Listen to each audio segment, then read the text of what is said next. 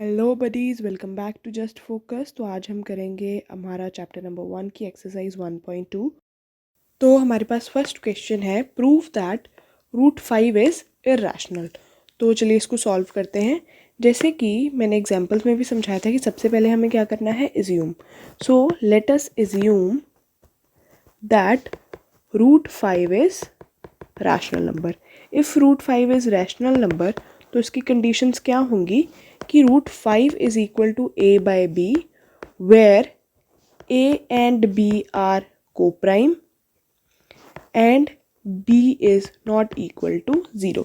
तो सबसे पहले हम क्या करेंगे, will do squaring on both sides. तो स्क्वेयरिंग ऑन बोथ साइड्स के बाद हमारे पास आ जाएगा 5 is equal to A square upon B square. तो अगर हम इसको रीअरेंज करें तो हमारे पास क्या आ जाएगा, A square is equal to 5 B square. तो हमने थ्योरम पढ़ी थी कि, तो सबसे पहले लिखो 5 डिवाइड्स ए स्क्वेयर। तो थ्योरम क्या पढ़ी थी कि if 5 divides A square then 5 also divides ए। तो इसको ऐसे स्क्वायर में लिख लेना कि 5 डिवाइड्स ए। उसके बाद है हमारे पास, अगर 5 डिवाइड्स ए, अगर हम इसको ऐसे लिखते हैं 5 डिवाइड्स ए, क्या हम इसको इक्वल टू सी कर सकते हैं, सी बी एन इंटीजर। तो आगे हमारे पास आ जाएगा ए इज इक्वल टू 5c। तो फिर से हम अगर यहाँ पे स्क्वेयरिंग करें तो हमारे पास आ जाएगा a square is equal to 25 c square. A square की जगह अगर हम ये डाल दें 5b स्क्वायर तो आ जाएगा 5b square is equal to 25 c square.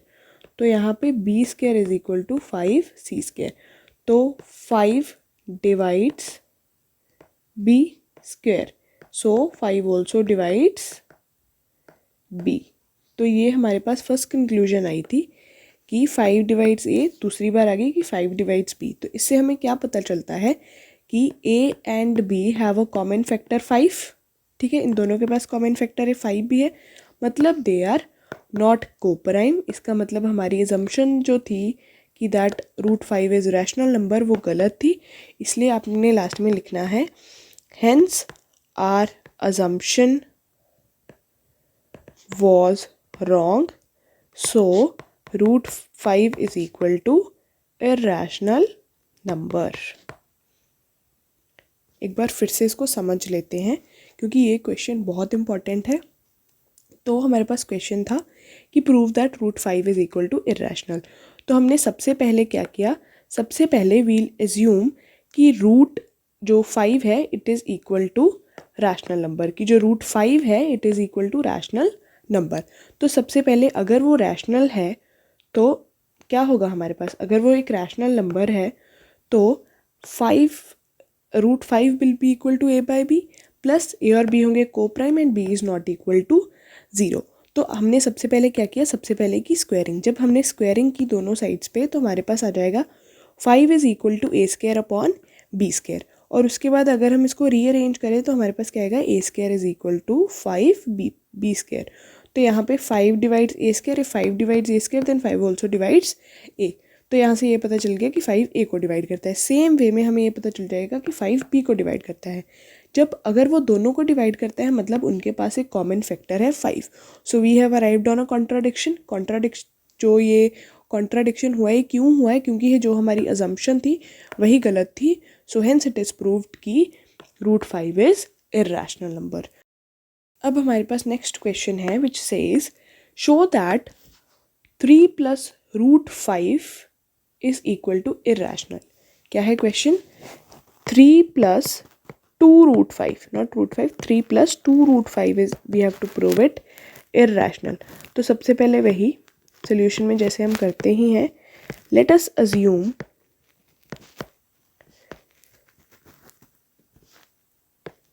Three plus 2 root 5 is equal to rational number. तो सबसे पहले हम वही अज्यूम करेंगे कि 3 plus 2 root 5 is equal to rational number. इसका मतलब 3 plus 2 root 5 is equal to A by B, where A and B are coprime and b is not equal to 0. they both are co-prime and b is not equal to 0. तो सबसे पहले हमें क्या करना है, हमें करना है √5 को आइसोलेट. तो 2√5 को हम लिख सकते हैं a/b-3 लिख सकते हैं. उसके बाद अगर हम इसको रीअरेंज करें तो ये आ जाएगा a-3b/b. ठीक है. अब अगर हम 2 को भी इस तरफ ले जाएं, यहाँ पे आ जाएगा √5 इज इक्वल टू a-3b/2b. अब देखो a is equal to rational number, ठीक है, b भी रैशनल नंबर है और 2 भी रैशनल नंबर है और 3 भी रैशनल नंबर है. बट जो √5 है वो इर्रेशनल है. ठीक है, जो √5 है वो इर्रेशनल है. तो rational can not be equal to irrational. Rational irrational के इक्वल नहीं हो सकता है. So we have arrived on a contradiction. Contradiction क्यों हुई? क्योंकि जो हमारी अजम्पशन थी वो गलत थी, इसलिए 3 + 2√5 इज इक्वल टू इर्रेशनल. तो इन क्वेश्चंस में हमें क्या करना है, हमें सबसे पहले करना है रूट को आइसोलेट. जब हमने रूट को आइसोलेट कर लेंगे तो हमारे पास खुद ब खुद आंसर आ जाएगा. लास्ट में हमें ये लाइंस लिखनी है कि अगर ये पूरा रैशनल है, ठीक है, और ये पूरा इर्रेशनल है, so the rational can not be equal to irrational. इसलिए ये जो हमारी अजम्पशन थी वो गलत है और 3 + 2√5 इज इक्वल टू इर्रेशनल. अब हमारे पास है क्वेश्चन नंबर 3 जिसमें हमें प्रूव करना है कि ये तीनों इर्रेशनल है. ठीक है, तो सबसे पहले हम करेंगे part A. So part a में we have to prove 1/√2 is equal to irrational. तो सबसे पहले हम करेंगे एज्यूम कि ये है रैशनल. तो let us assume that 1/√2 is equal to rational. तो अगर ये रैशनल है so we can write 1/2 is equal to a/b where a and b are co-prime and b is not equal to 0. तो अगर हम इसको रीअरेंज करें तो हमारे पास आ जाएगा √2 is equal to b/a into 1. ठीक है, तो हमें पता है कि b is equal to a rational number, a is also equal to a rational number और 1 भी है रैशनल नंबर. और हमें ये भी पता है कि √2 है इर्रेशनल नंबर. तो आपको ये तो पता ही है कि rational can not be equal to irrational. Rational can not be equal to irrational. तो हम इस कॉन्ट्राडिक्शन पे इसलिए आए क्योंकि जो हमारी अजम्पशन थी that was wrong. So 1/√2 is equal to a irrational number. तो ये था पार्ट ए. अब करते हैं पार्ट 2 विच इज 7√5.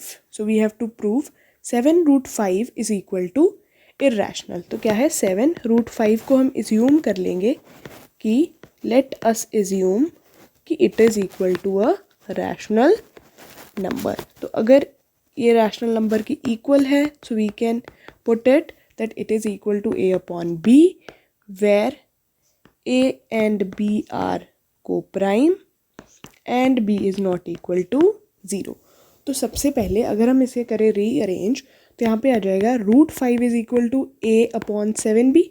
तो हमें पता है कि जो a है वो भी एक रैशनल नंबर है, जो b है वो भी रैशनल है और जो 7 है वो भी रैशनल है. लेकिन जो √5 है वो इर्रेशनल है और हमें ये भी पता है कि irrational can not be equal to rational. So therefore हम इस कॉन्ट्राडिक्शन पे इसलिए आए क्योंकि है जो हमारी अजम्पशन थी वो गलत थी. इसका मतलब ये है कि जो 7√5 है it is equal to an irrational number. अब है हमारे पास पार्ट 3 विच इज़ 6 + √2. हमें प्रूव करना है कि ये इर्रेशनल है. तो सबसे पहले हम करेंगे एज्यूम कि ये क्या है, रैशनल. तो अगर ये रैशनल नंबर है तो हम इसको लिख सकते हैं it is equal to a/b where a, b are co-prime and b is not equal to 0. ठीक है, ये लाइन आपको याद कर लो, ये हर क्वेश्चन में लिखनी है. अभी तक हम बहुत सारे क्वेश्चन कर चुके हैं रैशनैलिटी पे. इस वाले पार्ट में तो सभी रैशनैलिटी की है और एग्जाम्पल्स में भी हमने क्वेश्चंस डिस्कस किए थे जो एग्जाम्पल्स में थे. तो इसलिए जो ये वाली लाइन है इसको अच्छे से लिख के आना पेपर में, ये बहुत ज़रूरी है. और इर्रेशनैलिटी बहुत इंपॉर्टेंट है, इसका आपको एक क्वेश्चन पक्का मिलेगा इन एग्जाम्स.